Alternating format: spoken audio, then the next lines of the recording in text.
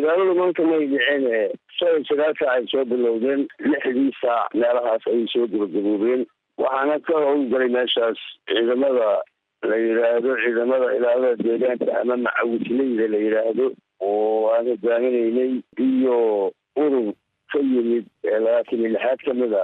maxaas ka yimid iyo ciidamada Itoobiya oo artillerigooda lagu caawiyay sibood iyo ciidamada nabadgelyada Soomaaliya diyaarada la yiraahdo Bayraktar ay hogaaminayeen ayaa intaas ka qayb qaatay operation-ka annaguna dhulka ka dagaalamayay kuwana artillery isticmaalayeen kuwa xagga sibood xigta ay ahayd saasa dagaalku u dhacay kanadkeeda waa ka taakoonaanay wayna sii yaaceen deegaanka ama halka dagaalku oo sida gaarka uga dhacay balba noo sheegi kartaa deegaanku oo ka dhacay dhulka la yiraahdo Galcad maxaan beero yabaal iyo dhul badan oo magacyo gaar ah waana si aqaan adigu halgan iyo dhulka u dhaxeeya maxaan ku raad kala bayrinta la yiraahdo oo boolada ka sugayso wadada maxaad meesha ka jirayso marka ma weerar adinku aad qaadeen oo qorsheysan ayuu ahaa bal sidoo ku bilowday weerarkaasi weerar qorsheysan buu ahaa inta ka qayb qaadata ka garanaysa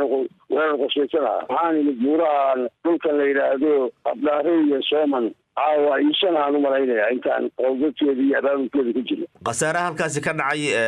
inta aad aragteen tirakoobna sii kartaa wada goobaha wadagaalada ka dhaceen anu si fiican ma wada xiftin laakiin qaarkoodna laga dareemi karin waa si fiican baa loo gacan loogu dhiftay oo marka waxaan anigu kulli intaan jartay ilaa afartameeye ayaan anigu indhahayga saaray dhinaciina wax qasaaraha idin soo gaaray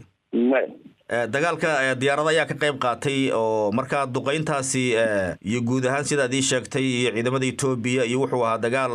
gaashaanbuuraysi weyn oo halkaasi lagu qaaday al-shabaab marka ma la dhihi karaa marka dagaalkii horey u socday laba kacleyntiisii labaad ayaa bilaabad anagu maalinba ka maanaan bixinba sanadkii la soo dhaafay bishii Juun koodeedii oo booco weerarka ka dhacay uu yiri 16 bishii Juun aniga tagay matabaan sidoo u bilowday kamaanaan bixin laakiin marna wuxuu ahaa dagaalo xooggan macna saacada kamaanta dhoo kala marna wuxuu ahaa dagaalo googoosa marka howlgalka ama wajiga la yiraahdo ama dhamaystirka wajiga koobaad la yiraahdo waa howlgalkii socday oo sidiisii waxba ka bedelnay waa gartay hadda bal waqti xaadirkan aan waraysiga kula yeelanayo xagee baad joogtaa waxaan joogaa degmada halgan joogaa qorshihiina military ee xiga kan muxuu noqon karaa weydiinayo ma shirkama noqon doono dhulku taa qofna la weydiinayo haddii alla idmo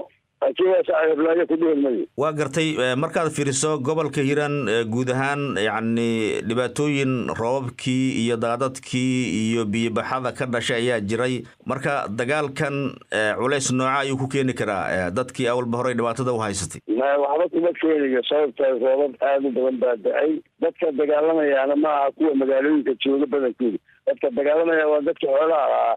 hubkaysa dagaalamayay marka laga reebo dee annaga oo hogaaminayna dagaalada marka laga reebo iyo ciidamada militariga Soomaaliya iyo nabadgelyada iyo adiga wixii kale marka laga reebo ciidanka deegaanka ee macawisleyda oo dadka miyiga waana waqtiga ugu fiicnaa inay dagaalamaan waqtiga ugu fiicnaa ee aan arkay maanta ugu dambeyntii marka ciidamadaasi xagee ayay hadda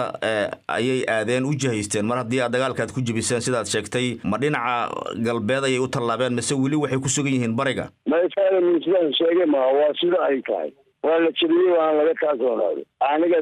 eeg saaka waxaa ka soo duulay oo difaaca ugu weyn ee uu yiilay 2 meelood dhinaca feerfeer oo boolo bardexidka iyo dhinaca miirqooley ee ku soo hor aadan Abdaaro labadaa jaha ayaa anaga weerarka ka soo qaadnay waxaana ku daadagnay weliga kabacdi waxaan usoo jeesanay noor waqooyi waxaan joognaa degmada halgan waxaana uga soo laabanay dhanka hoose markaan muddo fiican qoraanka ku laatay duubta ayaan dib uga soo laabanay ayaguna waxay u baxeen waqooyi galbeed u baxeen gaar hadda wixii ayaga ka haray ay u baqdeen waa dhinacaas dhawaan waxaa lagu magacaabay u qaybsanaha xafiiska madaxweynaha u qaabilsan ciidamada deegaanka macawisleyda magacaabistan iyo xilkan cusub doorkaagu muxuu noqon karaa maxayse ka bedeli kartaa dagaalkii aad kula jirtay al-shabaab waxbay ku kordhin kartaa waxaa kama bedeli karta aniga anaa markii hore ishay dagaalka u galay cid shirkaygula ahayd may jirin laakiin hadda dowladda Soomaaliya wakiil ka ahay marka dafanti weyna u dhaxeeya madaxweynaha iyo idmada howlgalkan laakiin anaa isoo idmaday oo dowladda Soomaaliya baan ahay